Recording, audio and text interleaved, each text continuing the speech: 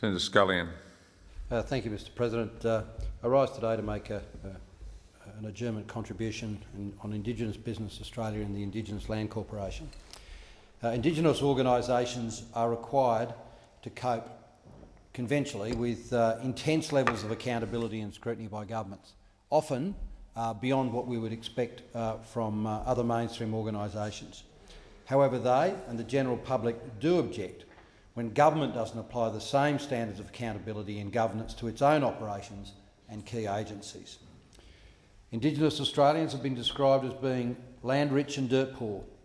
Significant role of any Australian government is to provide economic development on Indigenous lands.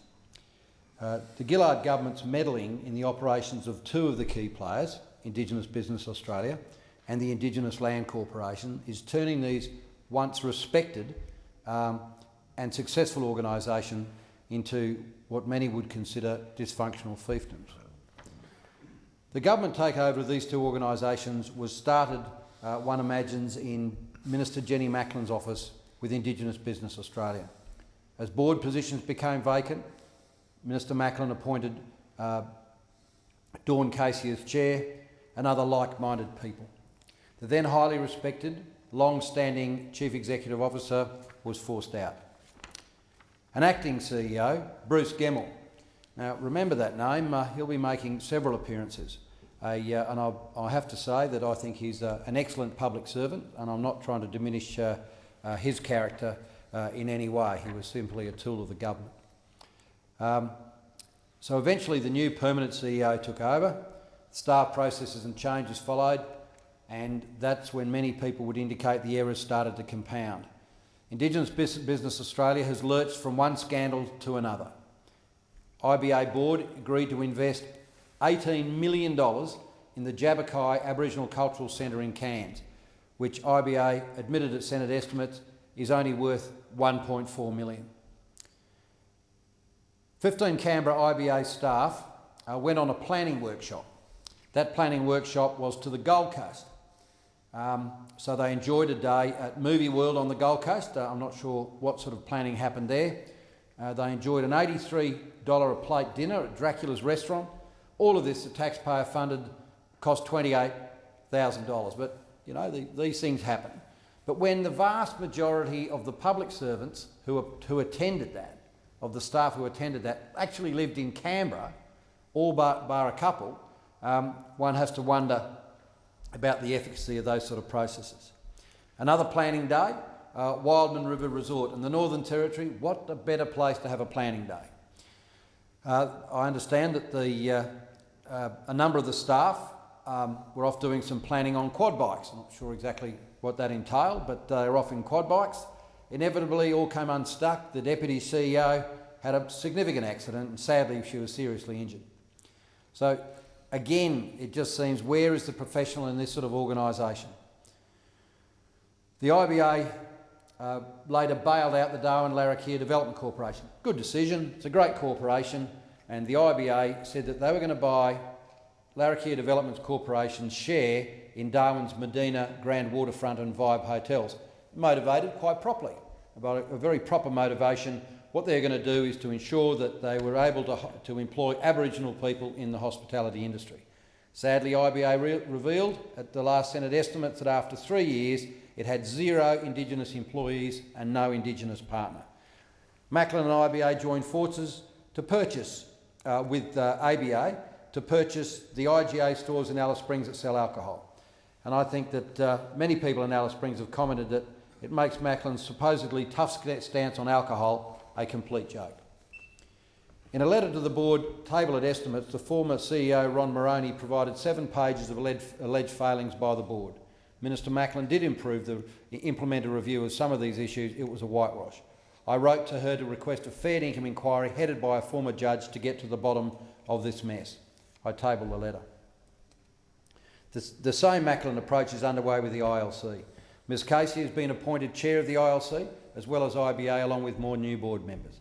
A highly regarded CEO, on the words of the chair, was sacked with the agreement of the minister, according to Ms Casey. The ever-present Mr Gemmell reappears as acting CEO of the ILC.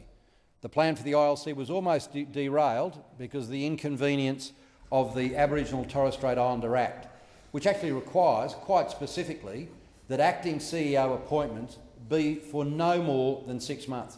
Obviously motivated to ensure that we have some continuity and we don't have temporary appointments for a long period of time. To get around this,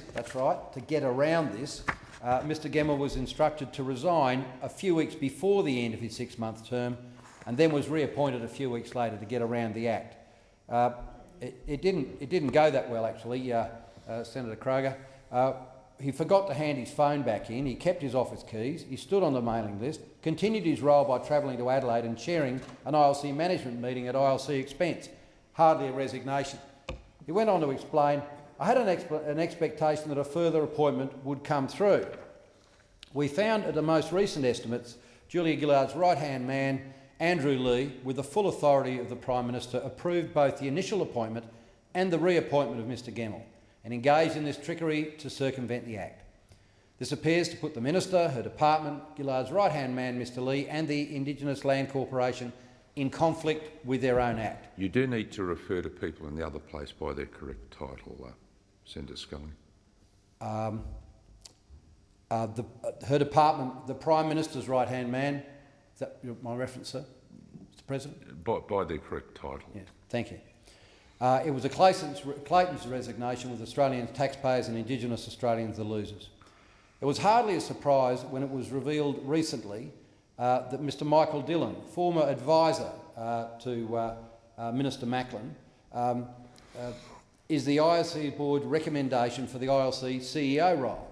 I wrote to Minister Macklin, raising concerns about Mr Dillon's apparent role during his time either as Minister Macklin's senior advisor or in the department in regard to the appointment of the new ILC board members in October of 2011, the removal of David Galvin as the ILC CEO in July of 2012, the current proposal to appoint a new CEO.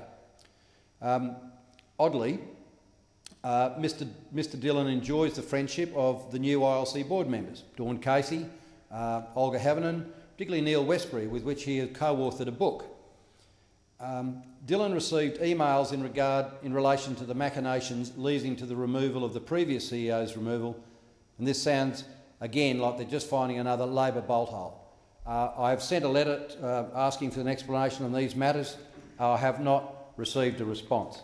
I table this letter. Just before you proceed there, we may well clear this up now. You've said you tabled 2 letters. You need leave to table. My apologies. Can I seek we just want to clarify, are there 2 letters that you are seeking? There are 2 separate letters, and I'm seeking to table 2 separate letters. I seek leave. It's normal courtesy to show the what's being tabled to those on the other side. Can we take my apologies for not providing those usual courtesies. Can you supply them, and we'll take it that unless certainly we are otherwise advised, thank you very much, that leave will be granted unless otherwise advised to myself. Thank you very much, Mr. And I'll inform Hansard. I appreciate You're that. right, Senator Scullion. So if the Prime Minister or Mr Lee signs off Dillon's appointment, that's it. Game, set, match. The takeover's been complete. I've called on the government to direct the ILC not to proceed with this particular appointment until after the election, because so many people who depend, so many Aboriginal people across Australia who depend on the Indigenous Business Australia for their assistance, and there are so many really good people within Indigenous Business Australia. The Indigenous Land Council are another organisation who by and large are doing a fantastic job when it comes to the nuts and bolts of delivering the services they do to ensure that, that land is purchased if it doesn't have the same capacity to be granted under the Native Title Act. They provide a lot of very, very important functions. But I think that, and with their support, I have to say, should we win government, substantial structural reforms to the Indigenous Land Corporation and Indigenous Business Australia will be priorities for us.